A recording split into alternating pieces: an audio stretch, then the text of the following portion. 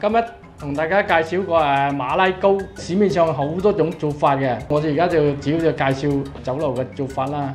因為馬拉糕咧本身咧就係西式嘅，咁而家食下咧近似中式嘅鬆糕，咁喺酒樓咧都比較受歡迎嘅，因為屬於比較平嘅，所以叫做老少咸宜啦。咁而且咧材料簡單又容易整，屋企整咧就好容易。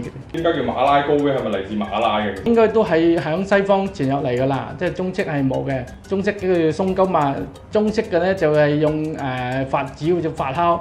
但馬拉糕咧就係用麵粉通過雞蛋嚟發酵，即係近似啲蛋糕之類嘅。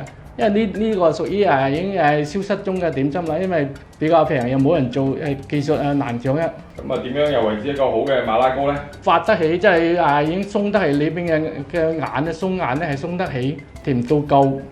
咁賣相有睇頭，已經係算靚㗎啦。主要技術掌握咧就係嗰個發酵過程，發酵麵種嘅方法係差唔多㗎。一般要發酵8至10個鐘㗎，即係睇天氣咯。如果係冬天咧就發耐啲，夏天咧就可以短少少都得。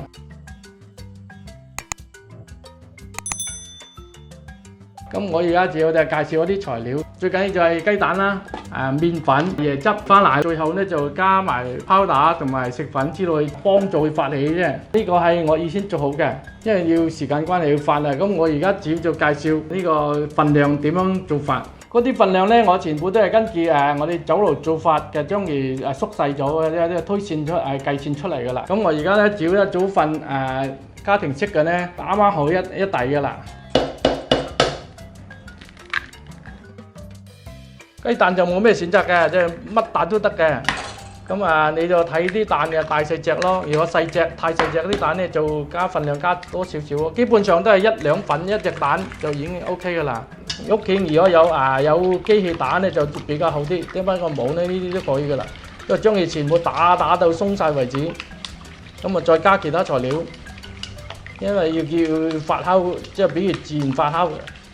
有時間嘅。呢個馬拉糕可唔可以擺喺隔夜嘅？即係用唔晒咧，可以擺翻雪櫃，過幾日用都得嘅。打好咗蒸幾多就用幾多，用唔晒嗰啲就擺翻雪櫃嗰度。咁第一再拎出嚟解凍咗之後再用得㗎啦。整好嗰個馬拉糕就可以你食唔晒都可以放雪櫃㗎。不過一般都唔能夠存放得太耐㗎啦。因為酒樓嗰啲都係即蒸出嚟。酒樓啲係即蒸即煮食㗎。因為馬拉糕如果你放雪櫃落太耐咧就唔好食嘅。呢度花奶都係1-2度啦，花奶同埋椰汁都係加1-2度夠噶啦。咁嗰啲材料只要自己加落口食嗰啲，都係好隨意嘅喎。好隨意嘅。跟住咧就又要加2升油，即係一般嘅食油就得噶啦。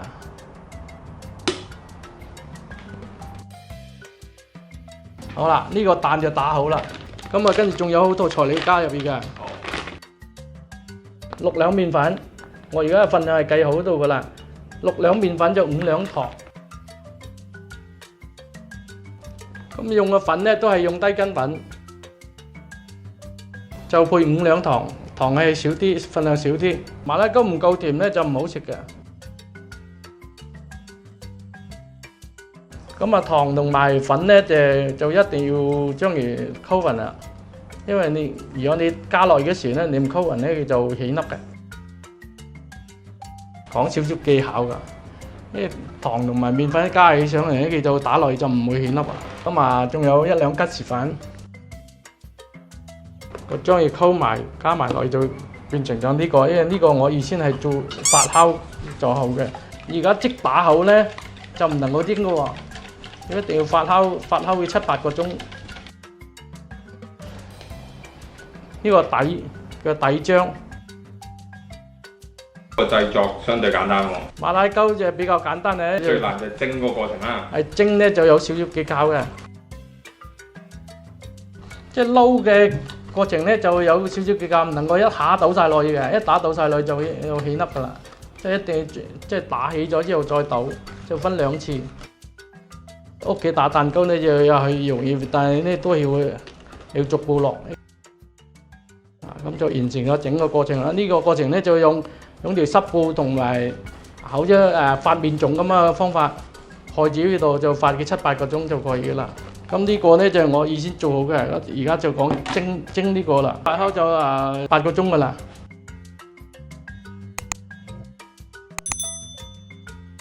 而家發好嘅漿呢，就話另外加嘢落去啦，即係到蒸嘅時就加啦。蒸都起，但係起少少嘅啫，仲要靠另外啲化學嘢嚟幫佢啦。咁呢個就係叫做泡打同埋食粉啦。泡打呢就落4錢啦，大概咁上下得㗎啦，唔需要話一定有即係多啲少啲都可以嘅。呢咁精準。係呢個食粉呢就落錢半，統稱叫食粉，其實實際係小蘇打嚟嘅。咁倒埋晒落去，然後仲要用少少咁多水開佢。落呢個粉嘅有少少技巧嘅，你要不停咁將佢打，因為佢沉澱，一發酵內沉咗啊嘛，就一定要不停咁打氣㗎。咁酒樓呢就要用手㗎，不停咁抽佢㗎。有米個技巧啫，呢樣嘢米記就唔起㗎。哦，終於唔使用機器啦呢個。呢個唔使用機器㗎，一定要用手㗎。呢啲係輔助劑嚟嘅啫，即係輔助即放落去輔助佢發脹嘅啫。最後呢就倒埋一啲牛油。牛油份量係幾多呢？牛油都係1兩至2罐就可以㗎啦。咁整個過程就搞掂咗，撈勻得㗎啦。要將佢炒，跟住蒸啦。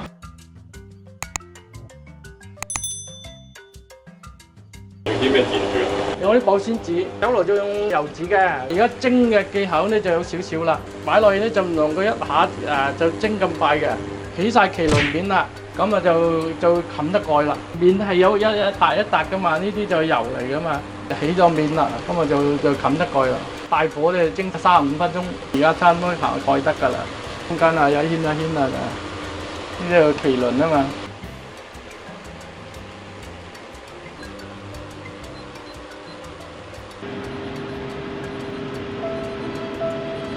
因為呢啲漿太多，嗰個濃夠溝啊，所以就變咗咁嘅現象，壓住咗呢一個。壓住咗。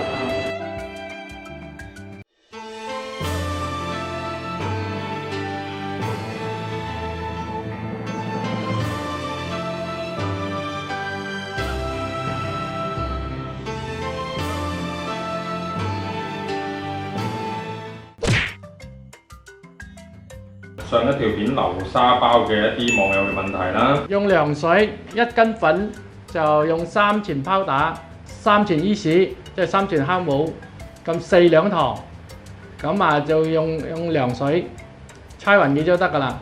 咁但係呢屋企呢搓呢就好犀利㗎，最好就用機嚟打啦。一錢呢就係斤兩嚟嘅，你後升呢就係公仔係西式嘅。公制嘅就比較難計算啲，因為啲酒樓師傅多數都係用斤㗎啦。自己計翻嗰條比例就得啦。自己計翻㗎。係咯，乘翻嗰個比例啦。跟住啦，另外一個就係咧。呢個咧就係選擇麵粉嘅問題，麵粉有好多牌子嘅，即係比較你靚嗰啲就用叫水仙牌，但係酒樓專門用嘅，咁市面上可能冇咩賣嘅，但係你揀嗰隻白麵粉白嘅得㗎，專門供應俾酒樓嘅，咁但係有啲超市可能都有。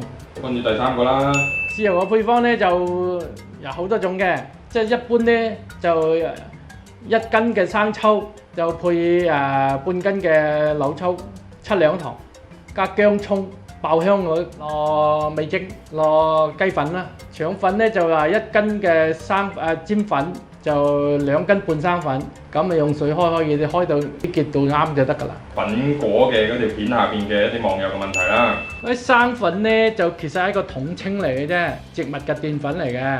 就而家正宗嘅呢，就係用綠豆嚟做，不過而家呢，全部都係用薯仔㗎啦，用薯仔粉、木薯粉都有，打爛咗、沉澱咗之後工廠出嘅呢啲統稱都叫生粉㗎啦。正宗比較靚嘅呢，叫做風車牌啊，風車牌荷蘭嗰隻呢就最靚啦。因為有筋度㗎嘛，廚房用嚟上芡打芡嘅，即係一定用風車牌。如果薯仔咧就冇嘅，好稀嘅。另外一個網友就話咧，真正咧你要現場手把手教先教得到嘅，因為熒幕上睇咧真係有啲現實做嘅咧係真係有少少差距嘅。拜師學藝咧都唔係話一朝一夕就可以得㗎嘛。